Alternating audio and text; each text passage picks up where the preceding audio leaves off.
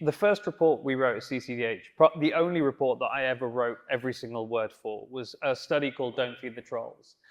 And it was based on 3 years of mathematical analysis of what works and what doesn't on social media. And you know, I told you the story of why I started CCDH. It was about hate when it started. It very quickly became about, we look at a whole array of harms, whether it's eating disorder content or self-harm content, or like disinformation about elections or about healthcare or about blah, blah, blah, blah, et cetera, et cetera. But what we found was that in the offline world, the way that you are trained as someone who believes in anti-racism or believes in tolerance is that if you see hate, confront it, right? Bystander training. So we're literally trained in how to be an effective bystander and how to intervene in the right moment.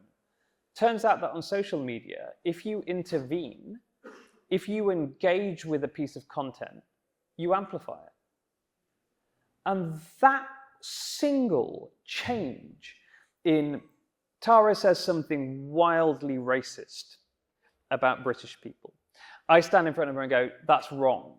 Both of our voices are heard equally. We do that on social media. Her voice gets twice as many views.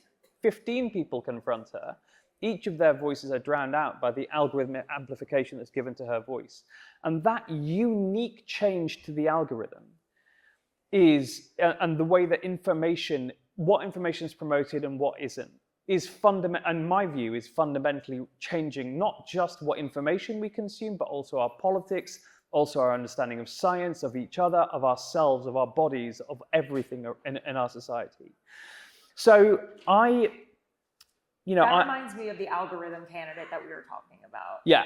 So I interviewed a candidate for governor in Florida, and he went from 2% polling, his name is James Fishback, to now 23% in the polls. He's about 12 points below the front runner, Byron Donalds. And his entire campaign is calling him DEI Donalds, because he's a black man, and complaining about how he's a victim and all white men are victims. He just got an endorsement from Nick Fuentes, and he welcomes the endorsement. And so this is a white supremacist who is polling very closely to the front runner in Florida, one of the biggest states in our country. Not like the second largest economy, I think, or third largest economy. And, he knows how to work the algorithm. First, he said he was going to he's going to put a sin tax on OnlyFans stars.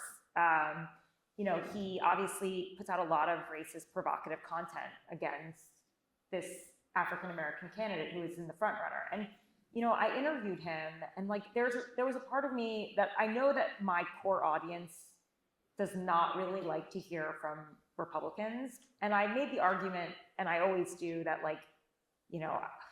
call me corny, but I looked up to Barbara Walters, okay? But I also, the thing I liked about her was that she would interview really interesting, dark people sometimes, like the Menendez brothers, like Fidel Castro, like Assad. She would go and try to understand what makes darkness. Why are these people the way they are? And so, I have interviewed people who exist in this space, mainly because Trump paved the way for them, I would say. And the algorithms have helped them. I mean, he is a creature of X. He is the algorithm candidate. I cannot think of anyone who has used the algorithms better than him and President Trump, honestly. Yeah. And, I asked him a pretty simple question, because he's, he lacks so much self-awareness that I said, what is the worst thing that's ever happened to you in your life? And he went on about how his father lost his job to Haitian immigrants, his landscaping business. And, he was so adversarial, and he said horrible things about Haitians, that said they were uneducated, and they were this and they were that, they couldn't be SAT tutors. And, I put it up online, and yeah, the algorithm loved it, still does.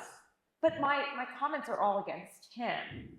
They all think he's a horrible person, but you made a really interesting point this morning that, to me, I'm like, oh, well, now everyone knows who this guy really is, right? But you were saying actually that there's a frequency bias for him now.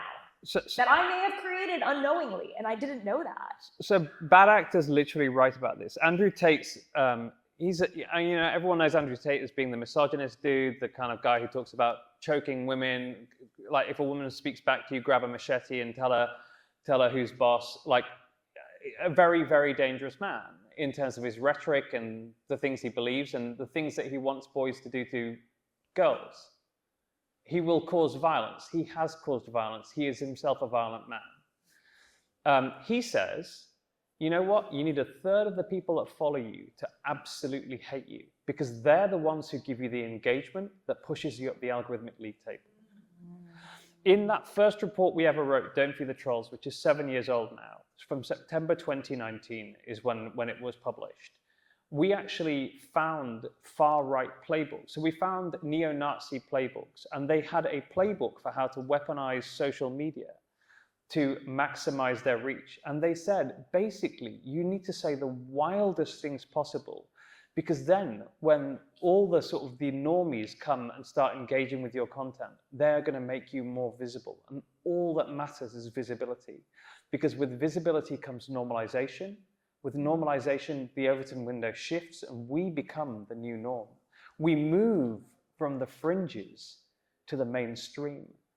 And can anyone describe the last 10 years in any better way than that precise phenomenon? Yeah. The fringes moving into the mainstream